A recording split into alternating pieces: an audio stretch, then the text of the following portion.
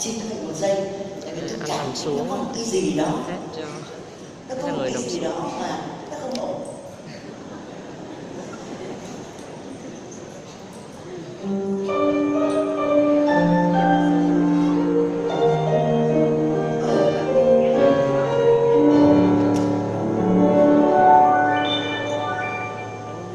Chiều nay còn mưa, sao em không lại cho con đau buồn, làm sao có nhau phải có bài này. hằn lên nỗi đau, bước chân em xin về mau.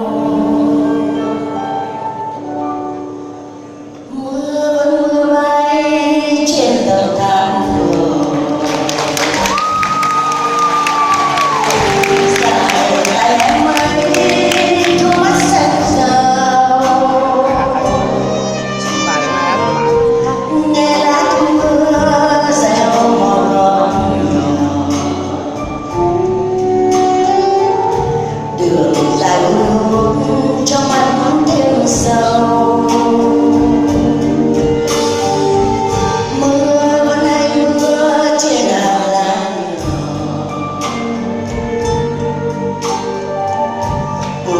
chiều môi nắng những chiếc mưa hoa trên bước chân em âm thầm là đường trường không sẽ muốn cho mình sợ xa.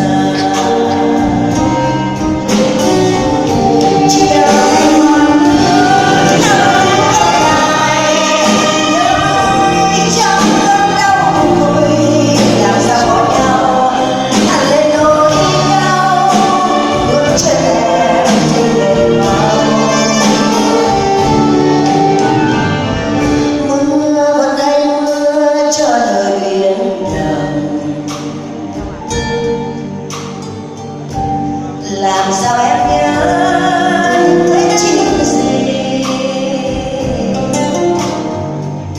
xin hãy cho mưa qua miền đất sầm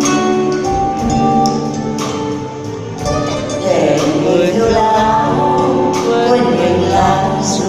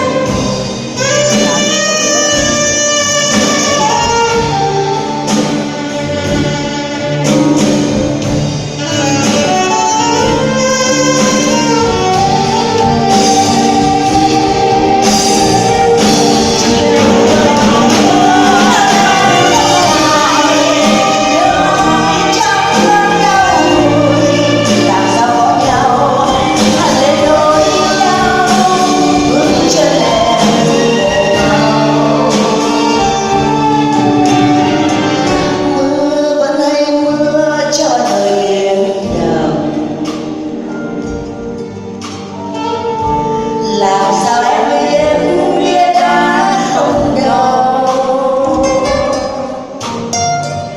xin hãy cho mưa qua miền đất sầm ngày sau sỏi đá cần có nhau. Xin hãy cho mưa qua miền đất sầm